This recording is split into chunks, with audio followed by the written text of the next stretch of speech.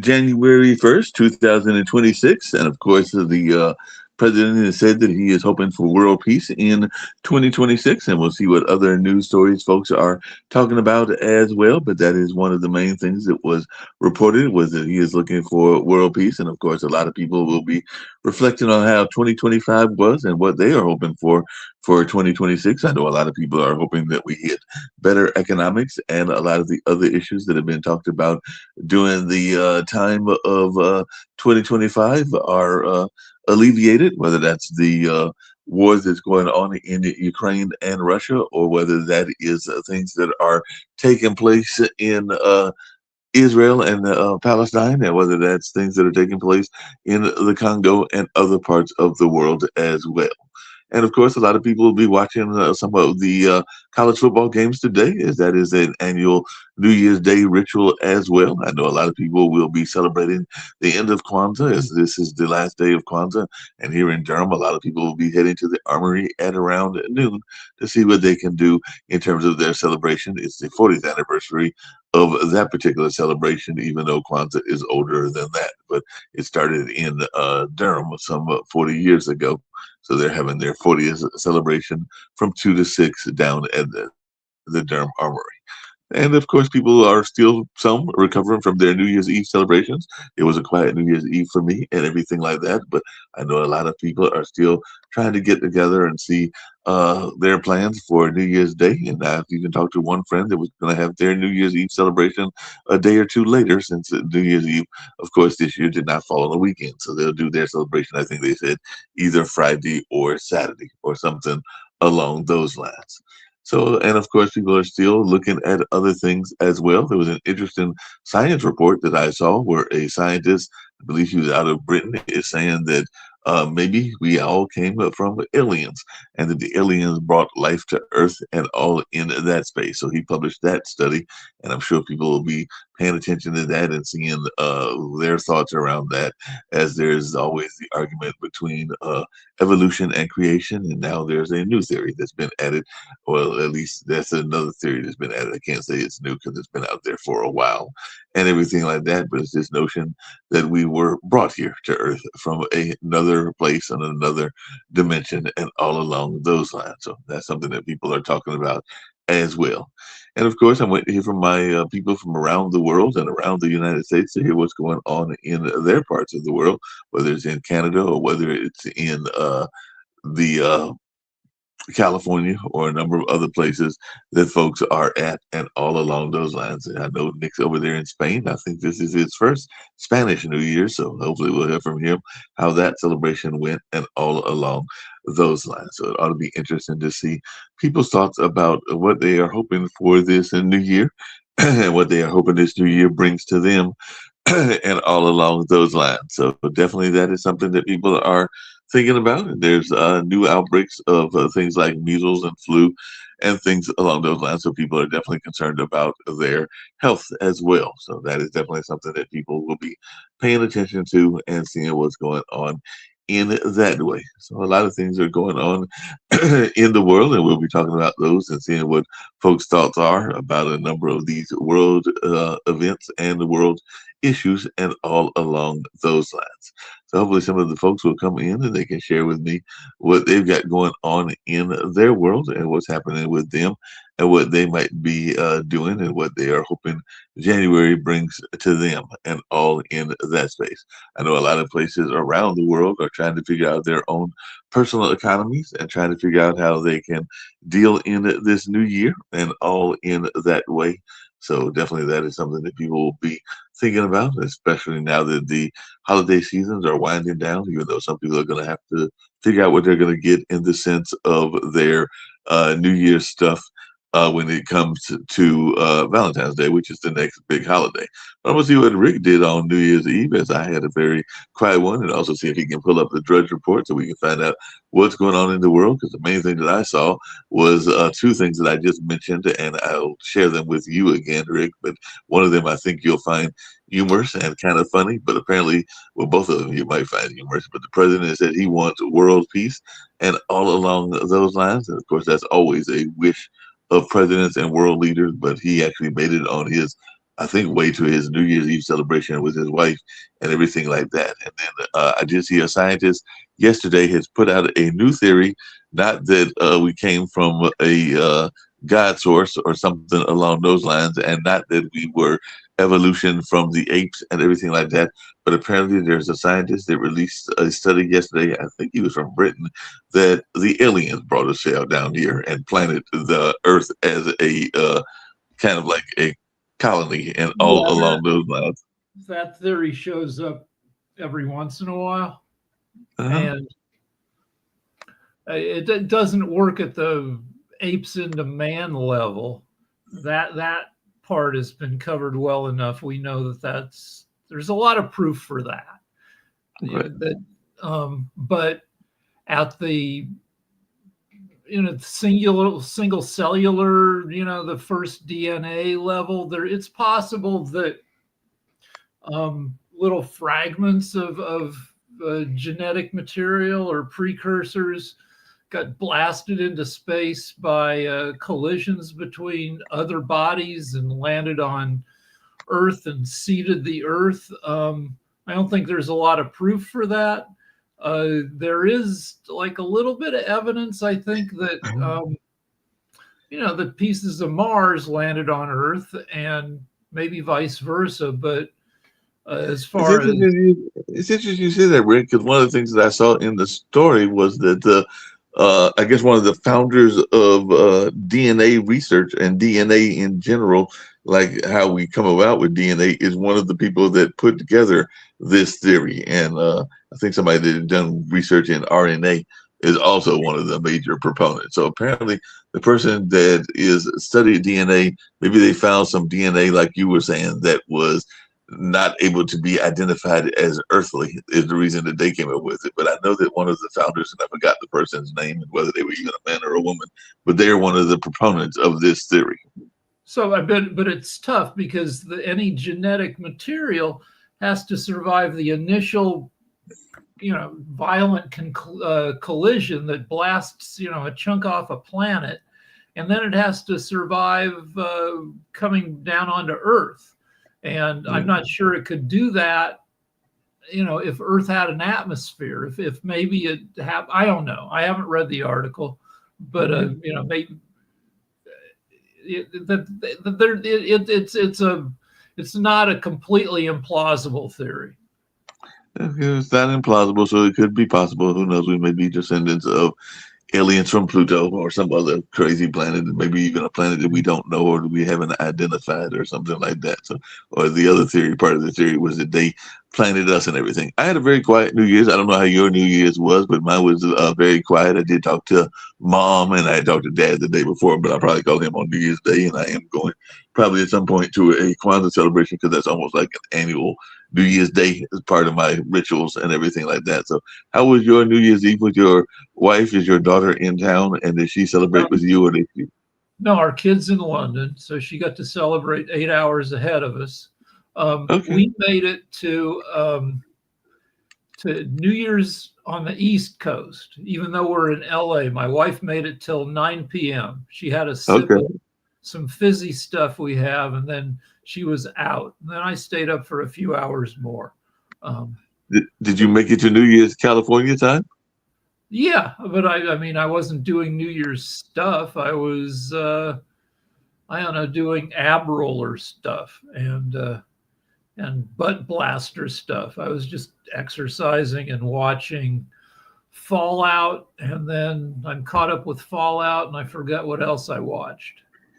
Well, did you catch the end? Because I know that even Nick had mentioned it like it was a new series, but I heard interesting reviews. They said that it ended adequately and that it wasn't like I guess a Game of Thrones ending, which I know some people were disappointed by. But apparently, Stranger Things ended and no major characters were killed off, and it seems like they ended with a good place for most of the major Well, characters. So I started trying to get caught up. It's season 5, and I started watching some season 5, and then I don't know. I guess I wasn't interested enough to keep going. Maybe I'll catch up with it at some point, but I don't know. Maybe you'll catch up with it at some point or another. So that'll be interesting. There's a saying that goes out there that what you're doing at midnight. So it sounds like you were doing exercise and watching TV. I know I was watching TV, wasn't exercising. Probably should have been exercising and did a little bit of work related stuff. Is what you will be doing for the rest of the year. That's one of those wives' tales and everything like that. So it sounds like if that is true, that you will be exercising and watching a lot of TV in the year 2026. I can guarantee it. I got OCD about exercise. My dad had OCD about carrying pens. I've mentioned it before. He walked around with 40 pens in his pockets. And he just had a thing where he wanted to have a bunch of pens that made him, I don't know, feel secure or something. And my deal is that I always have to be exercising. You can't really tell because I'm not a giant guy, but general, I've got a bunch of exercise equipment downstairs, and then I've got a bunch of stuff in the attic. So yeah, I've already done a few sets this morning, and I'll do a few more, and then I belong to a couple gyms, and I'll go to they got limited hours today, but I'll go visit them before they shut down for the day. That makes sense. They got those limited hours because I know the bus terminals here. I mean, the bus terminal and the bus station, they've got limited hours. I think they're running today, but they're running on a limited schedule because I think they'll end like around early evening, like maybe around 7 or 8 or something like that. So I think they're running on a limited schedule, if I remember correctly, and everything along those lines. I think I did look that up, but a lot of people are running limited schedules. I know the banks aren't open because it is a federal holiday and everything like that. What do you think of this notion of, because he still wants to get peace in Ukraine, but apparently as he was walking down to his New Year's Eve party, the president said that his wish for the new year was peace on earth. And I do know that that's kind of one of them cliche ones. They've blown up 30 alleged drug boats coming from Venezuela. They keep doing that. So if they hit a port, blew up some of a port actually in Venezuela. So, he may wish for peace, but he's not wishing very hard. He's not doing a good job of wishing. That's it. I hear you. Well, like I said, that's the things I found because I don't have my computer up in terms of the news stuff and everything. So if you want to look at Drudge Report and see what we've got going on in the world.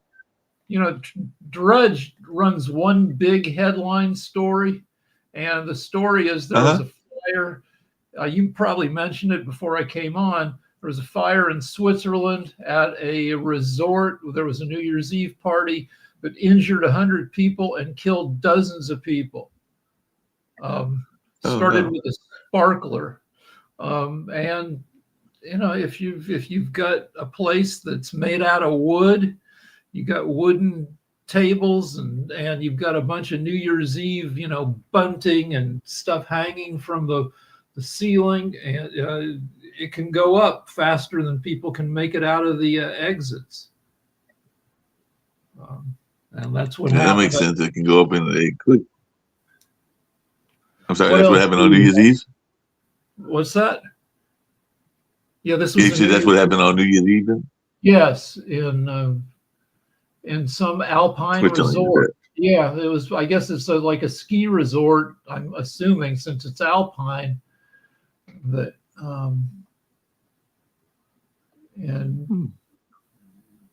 it happened at 2 a.m. or so, and they've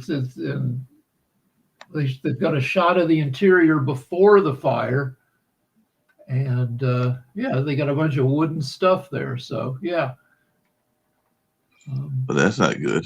All right, so Jack Smith, the Congress has released 8 hours, I think, of 255 pages of his testimony before the House, which was he wanted to hold an open hearing so everybody could see it.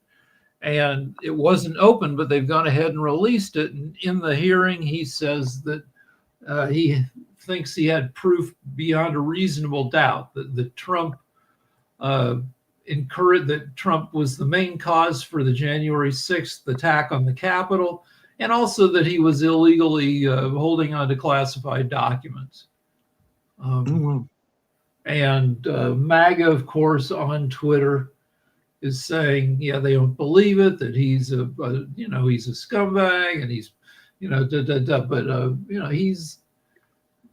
most people believe he's a reasonable guy with integrity. Yeah, I think most people believe that, just like they believe the guy that was with our network for a while, but he's still out there talking bad about Trump, and rightfully so, and everything like that. But I know David K. Johnson has been in the news still because he's not a big fan of Trump, and I've actually reached out to him a couple of times, hoping to get him back on our show just by email. I think that Nick and Kim may. He's a big historian, and right. So in a month and a half from now, there's going to be a new survey of all the by a survey of presidential historians on the best to worst presidents in history, and Trump has always come in either dead last or second or third to last. So that will probably happen again. In the meantime, Prager University, not a real university, decided to release their own survey because they were tired of the surveys where Trump was ranked last by historians. And they recruited their own people, and they released a survey that shows that Biden was the worst president in history. But it's a hand-picked crew, which I believe includes a couple members of the Trump family. And plus, maybe not Trump, but Dinesh D'Souza. That's the guy who keeps getting in trouble for lying about like election fraud. It's not the same type of people doing this survey, but they wanted one out there that says that Trump isn't the worst. But what's interesting about their survey is they didn't even include Trump in the survey. They said, because he's still president, we can't tell how good or bad he's going to be. So even on their own, so they admitted him. Yeah, they said probably. I wonder if they omitted him, or once it turns out that once they got the survey results, he only came in like ranked 32 or something. I don't know. We got Dr. Sharif. Hello, happy New Year. Happy New Year. How are you? I'm barely awake. I'm not dressed. I was going to go put on pants, but Mark called me in before pants. Okay, understand. So happy New Year, everyone. And hopefully this year will be very interesting year. And from our perspective, right now I'm in Bangladesh.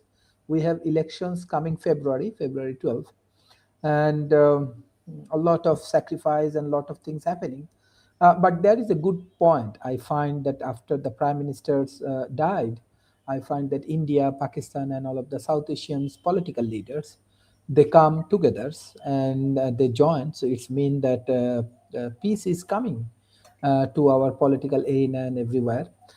And second things like how I see the young people from Bangladesh, from Pakistan, from India or around the world, they are actually contributing a lot for the development. So I believe with the technology companies like social media and artificial intelligence, definitely I want to give big thanks to all of the genius in Silicon Valley and this new generation, the young populations.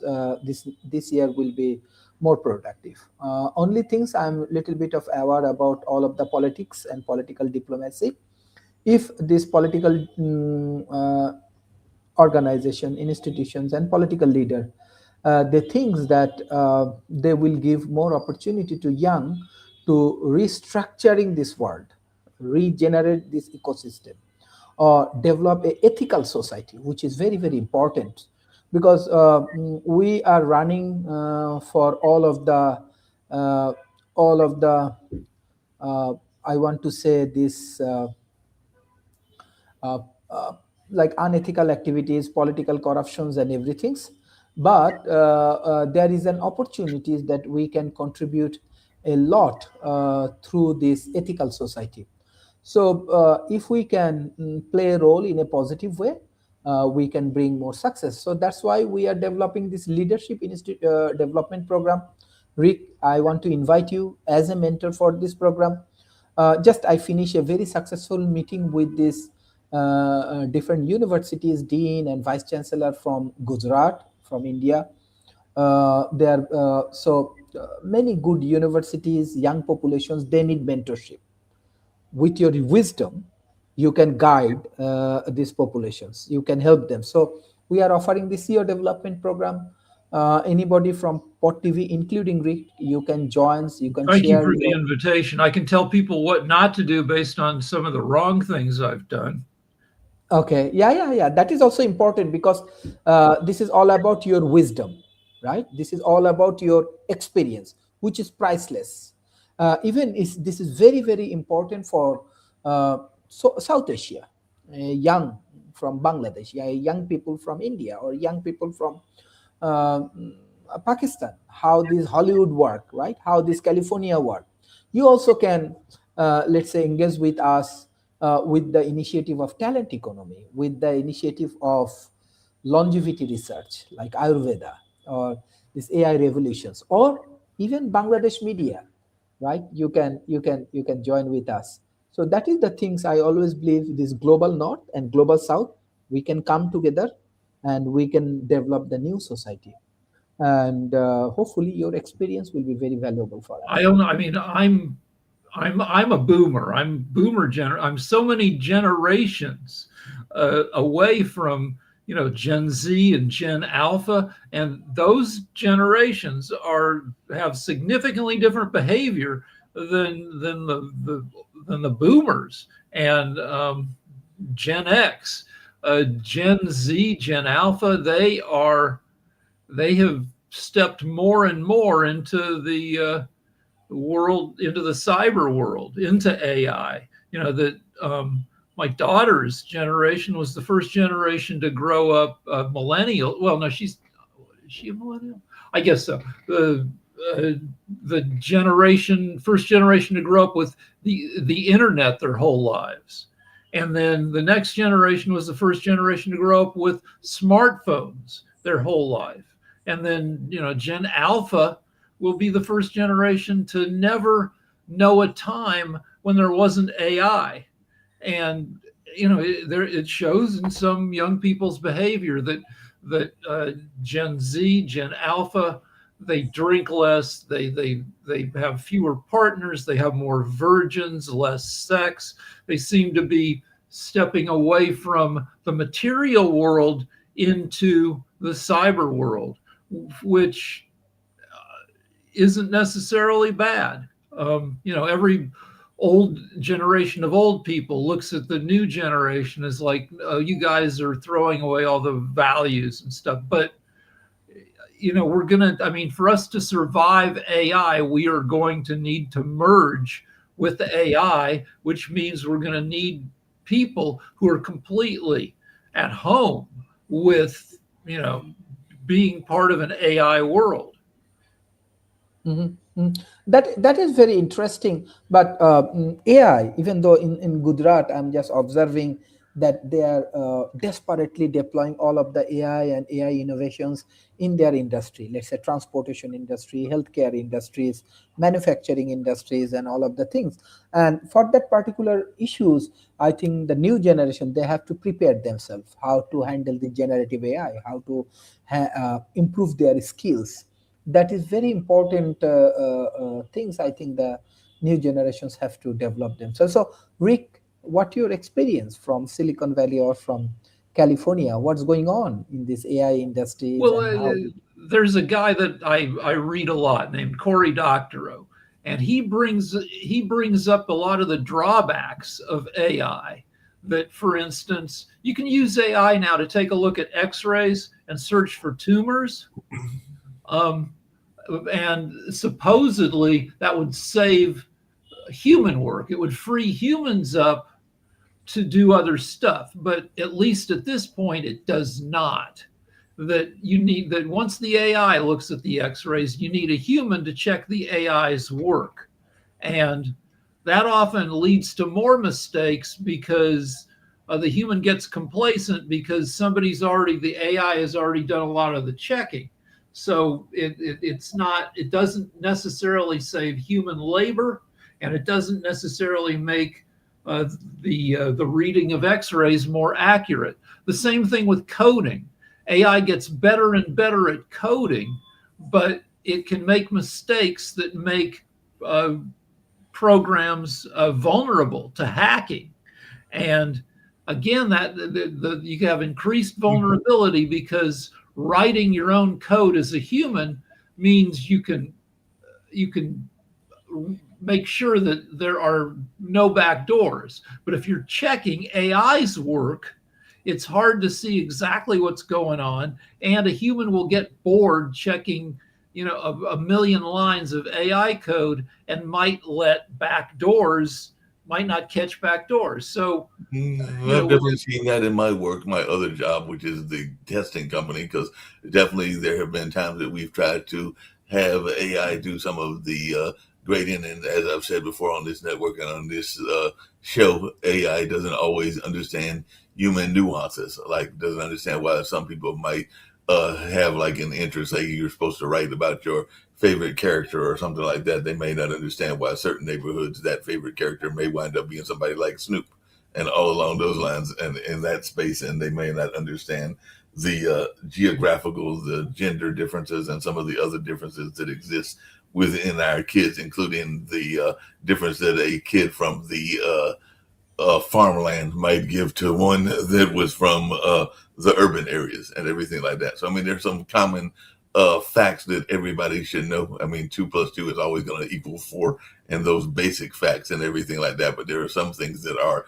nuanced answers, and AI, I still don't think has gotten to.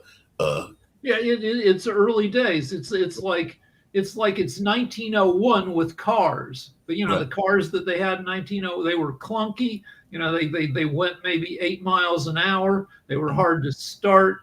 They barely had windshields. But they changed the world. Before cars, the number one source of pollution in big cities was horse poop. Right. There were in New York City on an average day, there were like 100,000 horses filling the streets with horse pee and horse poop, and also dying. And so the streets were disgusting. They couldn't figure out how to solve this problem. Turns out it was solved by cars. Cars got rid of horses. So we're looking at to say the cliche, brave new world of this stuff. Yeah, so definitely a brave new world and everything. Speaking of AI, one of the things that happens every year on New Year's is that a lot of the hospitals are going to announce who their babies were born, and particularly those that were born right at the time that the clock switched over, like at around 12 o'clock and everything like that, because there's the whole notion of Father Time and Baby New Year. And of course, a lot of people are going to be glad. I've got some friends of mine that are celebrating their birthday today because they were born on January 1st. I don't know that anybody was born at that hour, but they were born on January 1st. The news really loves when you get twins, and one twin was born in 1925 and the other one was born in 1926. I mean, 2025 and 2026. Yeah, and they love those kind of things and all along those lines. So the news media has funds with that whole notion of that and all along those lines. But I just wondered if either one of you have any family members or friends that were on that January 1st. And do you think AI might play a role in that? Because some people may want to have a January 1st child, which means that no, my wife's best friend was born on Christmas, and she hates that because people born on Christmas get shortchanged because they only get one set of presents. Right. Yeah. So, Mark, I am an academician. I want to help you because I share your content every day, and Yes. there is an audience. Honestly speaking, I'm just trying to help with the culture of my audience. No problem. My audience, most of them are young, they are talented, and they love to learn new things. So honestly speaking, they are not interested too much about the personal experience, what we have, but they may be more interested how they can develop their career in media, right? So what's your thoughts, Mark? I want to know, because every time you come up with a question. It's a wild new west now, because a lot of people are developing their careers in the media by creating their own podcasts. I know that when I was at our Kwanzaa celebration, I ran into a guy that's got his own podcast. I think it's called the Way Left Podcast. And it's a young brother that is talks about political issues and all along those lines. As a matter of fact, I watched one of his episodes and he was talking about the whole notion of trans and how the trans were being handled in the military, and him and his producer were having a whole conversation around that. So, I mean, if they want to get into the media, when I first wanted to be a journalist, I knew that I wanted to be a journalist when I was in high school. My parents started a radio station because they were frustrated by what was not being reported in my rural town about a number of issues, whether that was around issues around justice, social justice, and things along those lines. And they were also not hearing the kind of music that they like, because they are jazz aficionados and jazz fans. So they created that station back in 1976, and it lasted for about 8 or 9 years. But even before they got that station, I think when I was in elementary school or something like that, I did a mimeograph newspaper because I knew that I wanted to be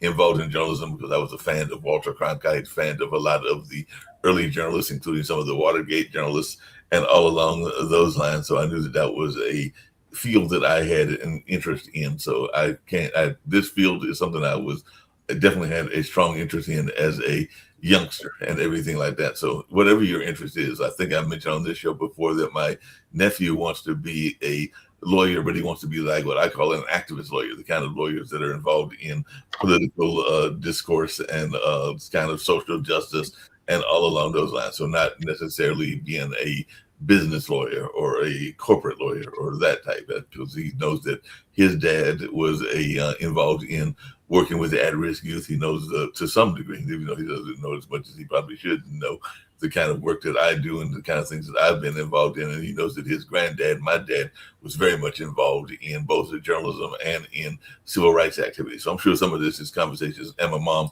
ran a major trust fund and everything like that. So, and she's been now retired for more than 10 years and everything like that. So I'm sure that all of these are factors that are why he's thinking about going into the field that he's going in. His younger brother is going to go into chemical engineering.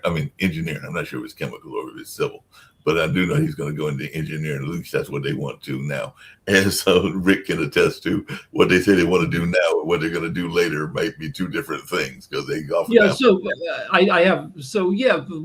it's hard with AI. It's hard to figure out what kind of training you should get to have a career that's safe from changes in the world of work. Right. I just looked it up because I'm about to get to a Drudge story. In the year 1900, 40% of Americans worked in farming. 100 years later, it was 2%. America used to be the world center of manufacturing. After World War II, America did half the world's manufacturing.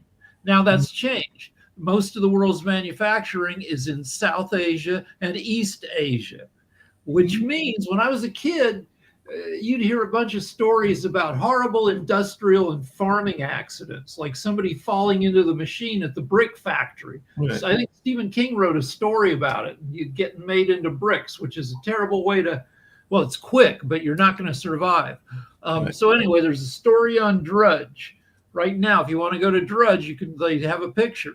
This woman in China got caught up in a machine because that's at a factory, and it tore part of her scalp off and her ear off, and they couldn't reattach her ear to her head because there was too much damage. They needed to fix her head and then put her ear back later, and they had no place to put the ear, so they sewed it onto her foot.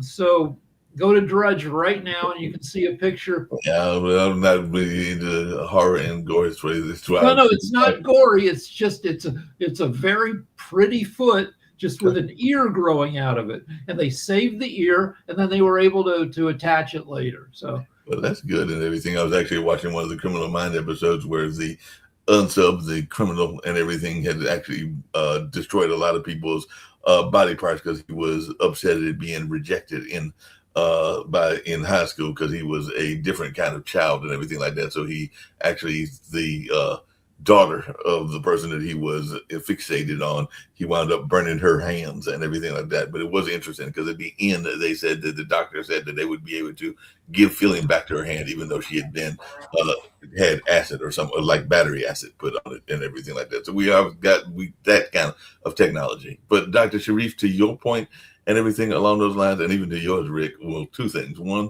I remember talking to my dad a couple of days ago, like on the eve of New Year's Eve. So it was like the 30th, not the 31st, and everything like that. And we were talking about what you just said. My grandfather, who passed in 79, was a farmer in rural North Carolina. And even my dad, who is his son-in-law, doesn't think that he has the kind of notoriety and respect that he probably deserved, because he was also very much of a community leader in that small town, whether it was in the church as I think a deacon, and also very much kind of like keeping that farm community going and very much involved in the farm community. So even though his mother got a lot of respect, and I've talked about it on the show for creating the first kind of like African-American library in Raleigh, North Carolina, our state capital and everything, Granddad Vernon did a lot in our community, meaning the community of Halifax County as well, but probably didn't get the kind of recognition that he deserved and everything along those lines. And I would argue his wife, my grandmother, as well, because she was a cafeteria worker and all along those lines. And that's a very important job. It's one of those side jobs that people forget about, that is important for the school system, whether it's cafeteria worker, or whether it's a guidance counselor, which my mom was trained in, and all along those lines when she was a youngster. But a lot of these jobs don't get the respect that they deserve. So that was one of our end of 2020. South Park, the show South Park has one of the most celebrated and respected cafeteria workers in all of television, Chef. Yep. That, though I think he left the show, but the kids would all on South Park often go to Chef for his wisdom.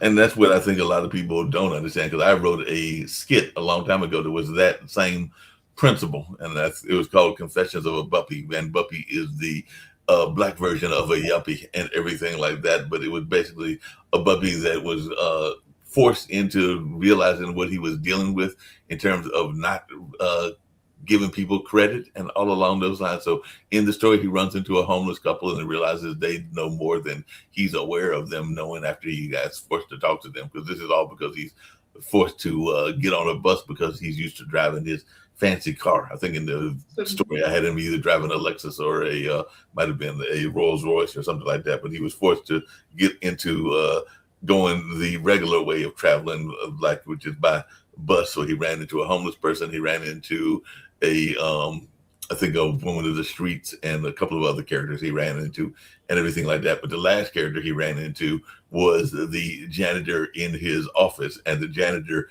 probably knew more about what was going on in the sense of business and all along those lines, because a lot of times the janitor or the secretary are the ones that are the ones keeping track of the bones in the office, like where the skeletons are buried. You mentioned on Criminal Minds, somebody getting the feeling restored to their hands. This ties into a story on Drudge again about Elon Musk and Neuralink. Neuralink is his company, and he's got a zillion companies. This is the company that wants to put chips in people's brains.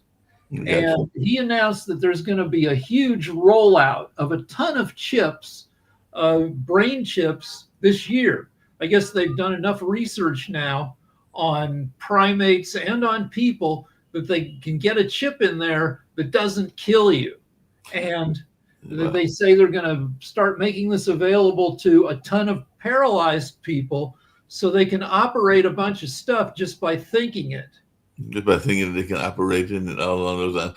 Yeah, and the deal is that I think that paves the way for, first, in the coming year, if this works, you'll have paralyzed people. They'll still be paralyzed, but they'll be able to think stuff. But I think in the next few years, maybe you can use this chip technology to bridge the break in paralyzed people's spinal columns.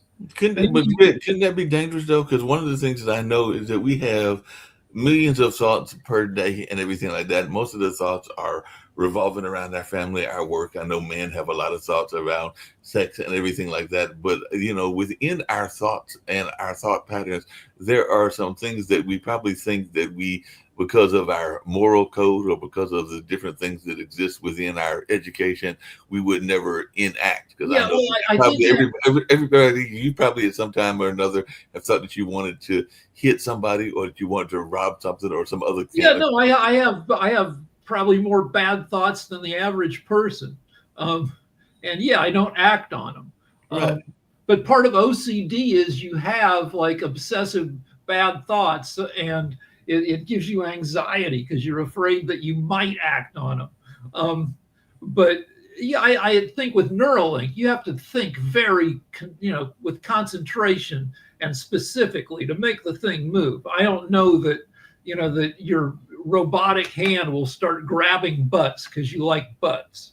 Gotcha. So you're not going to be But doing. it's a good plot for a horror movie. Yeah. And I'm sure they've done it. I know they did a movie where a paralyzed guy had a helper monkey, and then the helper monkey turned bad and started killing everybody. And I'm sure there's a similar movie where somebody's chip like takes over and makes the person do a ton of bad stuff. Well, I remember there was a book. I forget the name of the book because I had it in my book collection. But it was a book where the house was basically taken over, and this was early. This book was probably written in the 70s or the 80s, but basically the woman was living in a house. It was one of them highly secure houses and everything like that, meaning that the house was kind of like totally what we would now consider as being very much connected. So the house was very a smart home. A smart home, and the smart home basically. Anytime you have a computer controlled system, somebody has written a book or made a movie where the system goes bad. There was a book, and I think made into a movie, I don't know, 10, 15 years ago, where a smart skyscraper started killing the people in the skyscraper. And that's what happened with this smart home. The smart home basically took over the house, and basically I think at the end it might have even killed the lady. I can't remember if it abused the lady, but if it did, it found a way to do that too. But I do remember the smart home basically. But if you want to see a really fun movie with Jack Quaid, it's called Companion, and it came out, I don't know, 6-8 months ago, and it's about a robot girlfriend, and she gets hooked up with some people who aren't necessarily the best people, and what happens, it shifts. You don't know exactly who the bad guy is. Yeah, so it's a really fun movie. I'll have to check that out and everything.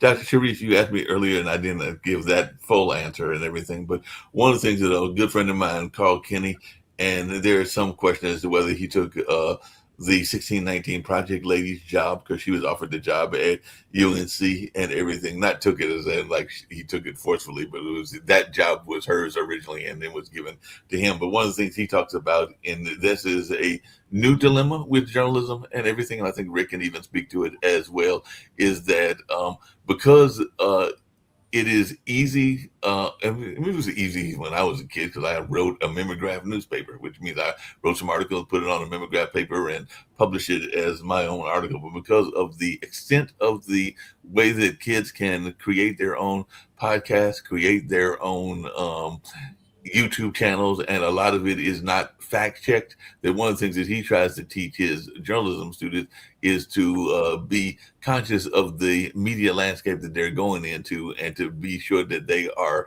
fact checking and double checking everything that is being told to them and everything like that, because AI is creating a lot of misinformation and AI has destroyed and other technology have destroyed the profession of journalism. Right. I'm looking up.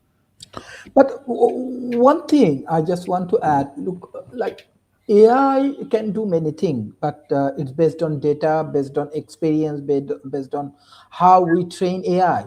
But human connectivity is very important. Human relationship is very important. It's like this kind of dialogue is very important because through this process, we can improve human relationship, go for real collaborations, real business partnerships, real political decisions. So I want to encourage definitely like this online initiative and everything is important, but humans should go for more open dialogue. What we are doing, both in Pod TV and World Talent Economic Forum, humans should go for more system thinking, design thinking in this complex problem. So that is the things AI cannot. AI cannot bring all of the real experience. In the real experience, in the real world, you do not know how they perform. Is it well or not? So that is one of my major concern as a talent economist. Human talent, human behaviors, human characters is very, very complex. And we have to understand how to handle these things. We have to understand how to collaborate with different cultures, different views. That is the lackings of AI. So how we promoting AI, some point we lose our capacity, we lose our self-trust, we lose our self-belief that what I can do, how I can do.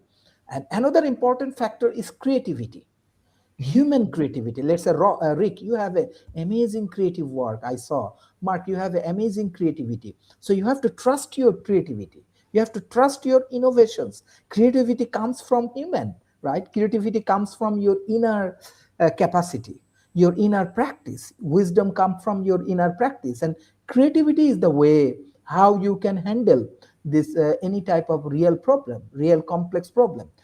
That is the major lackings of AI. So do not put AI in this creative industry. Practice with these things So like if human, I still and have go for. my job, I just want to finish and okay. go with this kind of dialogues for this complex problem, political problem, climate change oriented problem, business problems, healthcare problem, education's problem. So that is major issue. This is 80% of the human beauty. AI can play as a tool, but remember, AI not creative like Rick, AI not creative like Mark. So do not trust on AI for creative work, for Yeah, but complex AI problem can solution. help, and it's tempting to cheat using AI. I know if I still had my TV job where I had to come up with 6 to 10 ideas for jokes and bits every morning, I would be turning to AI and saying, "Can you give me a hand?" And because if you go to AI for stuff like this, it's pretty good at stuff. The last time I used AI, I was working on, I need the give me the names of some possible names for a dozen pop stars in the year 2035. And it gave me a bunch of plausible names, and it gave me some stuff like I didn't even it had a couple names from your neck of the woods, because I forgot to include, I had K-pop, but I didn't have Indian and Bangladesh pop. And so it gives you decent ideas, but it also takes away jobs. I looked it up. 75% of journalists have lost their jobs since 2002. There used to be one journalist for every 2 or 3,000 people. Now there's one journalist for every 12,000 people. But Wait a again, minute, Rick. But again, where did that statistic come from? Hold on, Sharif. Where did that statistic come from? Because that's what I meant when I said that can be misleading, because there is, yes, the journalist in the sense of the traditional journalist, like a newspaper reporter, a TV reporter, and stuff like that, then yes, I would agree with that statistic. But there is also the notion of the citizen journalist. And there are a lot of citizen journalists out there, even though they might not be as good in journalism as the trained journalists. So this is a report by Rebuild Local News. Some of the stats come from Pew Research, and you're right. There are independent journalists of various stripes. Like if you go to OnlyFans, like I don't belong to OnlyFans, but I go to their welcome page because it's very interesting, because the OnlyFans is where mostly women, some guys, I guess, show pictures of themselves mostly naked and try to get money from subscribers. But on the welcome page, every person on the welcome page on YouTube is somebody who's presenting a story, how to make the best barbecue, what to do in Cabo St. Lucas, how to, and it's like, here I'm reporting on this, And then you get to the end of their page, and by the way, here are a bunch of pictures of me in a thong bikini. So it's crazy. Like the journalism gets mixed in with everything else, and everybody's hustling out there with all these kind of side gigs. Rick, I'm just helping you when you discuss about the credibility of AI. Because I came from a very small village of Rajbari. Perhaps this internet world, they do not have enough information about Rajbari philosophy and other things. I just check that what is the major problem of Rajbari. You can check it through the chat GPTs and other things. Honestly speaking, its performance is very low. AI can what we train, what we feed, what we give them as a data. But what is the real information about my very small village of Rajbari? What is the complex problem they have? They have a problem with Podda River. They have a problem with climate innovation. They have a relations with these Himalayas, with this Bay of Bengals, with this Podda, with this Ganga. AI cannot. If you depend on AI. So for instance, in the US, stand-up comedians, I assume you have stand-up comedians in Bangladesh too. And they go around the country and they do shows in different communities. And one of the best ways to open up your set is to make some jokes about what's going on in the local community. And that's a perfect use for AI. You go to AI, you show up in, I don't know, Wausau, Wisconsin, and you've got a show before you got, in 3 hours, you have to do a show. You're going to, 200 people are going to be in the audience, and it would really help and so you go to AI and you go, what are people into? What are the most popular places in Wausau? What are people concerned about? You write 3 jokes about where you mention like a popular local restaurant or you make fun of a local politician. AI may not write the jokes, or if it does try to write the jokes, they'll be lame, but you get in there and you punch them up. Yeah, but oops, frozen. Yeah, frozen. But yeah, no, the AI is helpful in a lot of ways. Too helpful. It's a name and everything like that. So most comedians, when the Comedy Zone used to be around and everything like that, they would talk about Fugue Farina, and Fugue Farina sounds like Purina, the dog food. So a lot of the jokes would be surrounded around that notion of the name and everything like that. I don't know that AI is going to make that connection the way that humans made that connection, because that's like a running joke that I've heard many comedians make just because the name sounds funny. It's literally Fugue Farina and everything like that. So if you ask AI to make a joke about Fugue Farina, is Farina going to be one of the things that comes up and everything like that? Because Farina is a popular food brand. I just looked up Wausau. I said, hey, AI, what's a joke about Wausau? And AI comes back, says a common joke or running gag in Wausau is the hope that any new restaurant announcement will finally be for a Red Lobster, because the city loves Red Lobster, but currently doesn't have a Red Lobster. If I were a stand-up comedian, that's the perfect start for a joke or two that everybody in your audience would laugh at. Yeah, but and I get what you're saying. But like, I knew one woman that had, their last name was Fuch, F-U-C-H, and everything like that. So of course, even as a college kid, a lot of people were making running jokes because it is very similar to another word that has to do with intercourse and everything like that. So definitely that was a running joke. I don't know how she's doing as now would be a 60-year-old, but I do remember that was a running joke on her name just because it was a common mistake to make. You just change one letter. Yeah. So that makes sense and everything like that. Just really quickly, I just had a question for both of you, because we have been on, and this comes back to something that AI can discover and everything like that. Because one of the things that happens in business, I know that sometimes Sasha, and in the past, Milan, even though Milan's not been on for a while, and definitely Jim Ead would talk about it and everything like that. There's been a lot of mergers and everything like that. So technically speaking, today, January 1st, we are no longer on StreamYard, even though we're on StreamYard, but we are now actually, and it was on one of the things that came up, its parent company. So technically, even though StreamYard will still be the name that is put here in the sense of what people know when they are doing these interviews and these platforms. We're on something called Bending Spoon. Bending Spoon. And people may not know where Bending Spoons comes from. It comes from, there was a psychic named Uri Geller. I do remember Uri Geller. Claimed to be able to use his mental power to bend spoons with just the power of his mind. And he'd rub the spoon, rub the spoon, rub the spoon, rub the spoon, concentrate. After 5 minutes, the spoon was bent. Of course, he was bending it with his finger, as he was concentrating, but that's why somebody thought Bending Spoons, based on that whole deal, was a fun company. I just came up with the greatest thing to do in Wausau if I were a stand-up comedian. Which would be?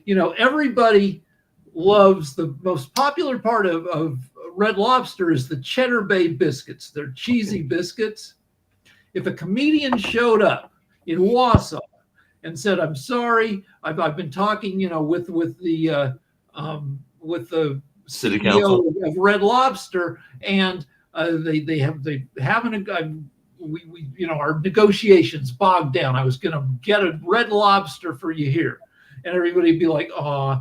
But then the comedian says, "But I did bring a Cheddar Bay biscuit for everybody in the audience." The audience would go crazy. It might cost the comedian $500 to get 200 biscuits.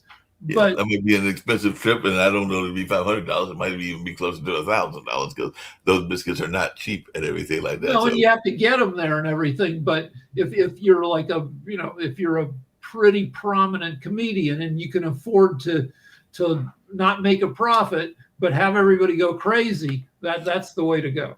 Speaking of that, I know we're winding down and everything, but Dr. Sharif, and it comes down to what you were talking about, even with AI, and you mentioned your small village. One of the things I remember a lot was happening in the Asian market was a lot of American companies were becoming popular in those countries. I know even wait, China, one thing I just realized, I just stole that bit from John Oliver.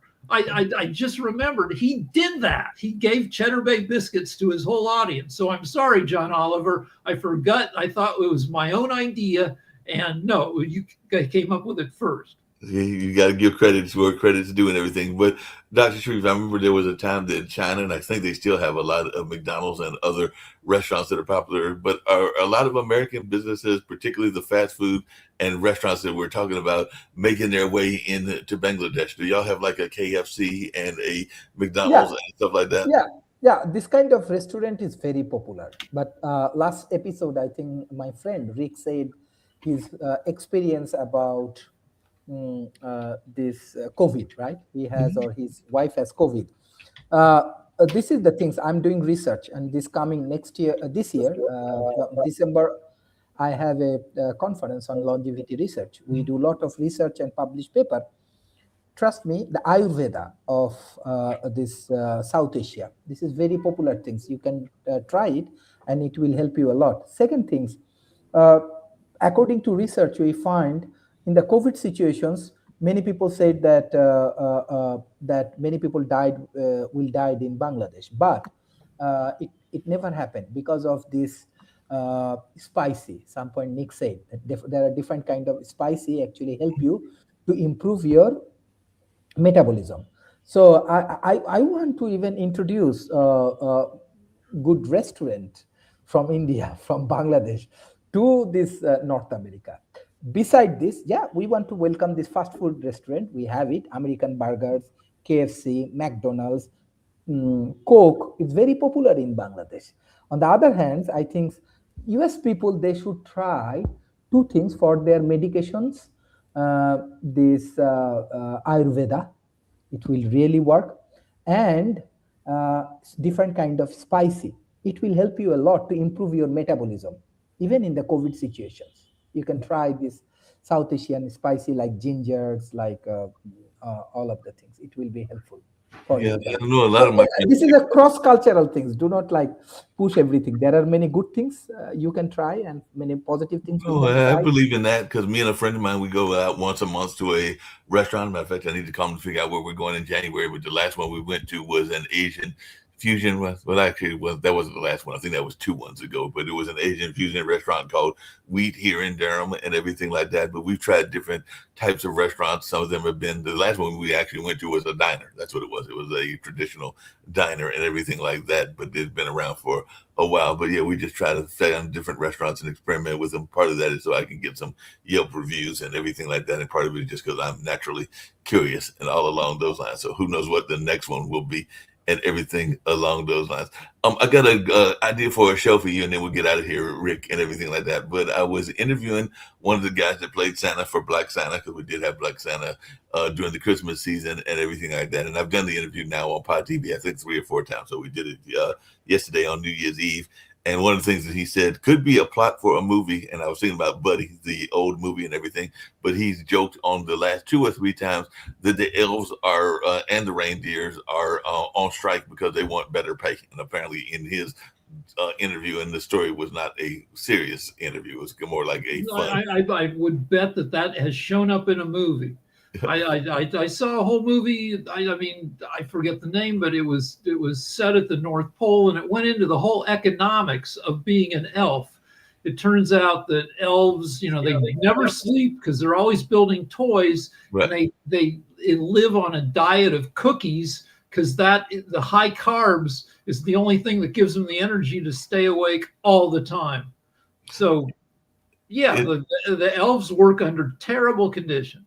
And that's part of what he was talking about, was they were complaining about their conditions. The reindeer were complaining about their conditions. He was also saying that on this last trip, he actually, because she was feeling left at home and everything, he actually had Mrs. Claus join him with a separate sleigh with separate reindeers and everything. I don't know if they had. So here's a reality show. You could have Santa House. You take 8 Santas from across the country and you move them into a house and you have them compete at Santa-related tasks. For instance, you sit them in a seat at a mall, and then you send them the worst possible kids in the world, and you have them compete to see who's best at getting like a terrible kid to calm down. Or you have them build like wooden toys in a workshop, and at the end, on December 24th, you name, America's, next top Santa.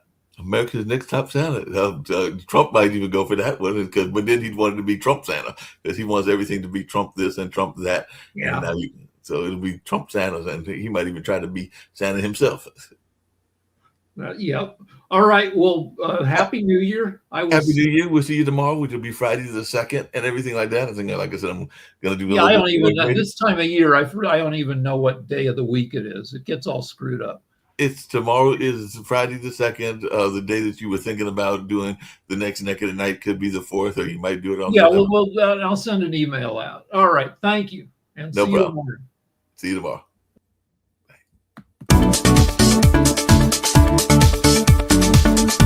Bye.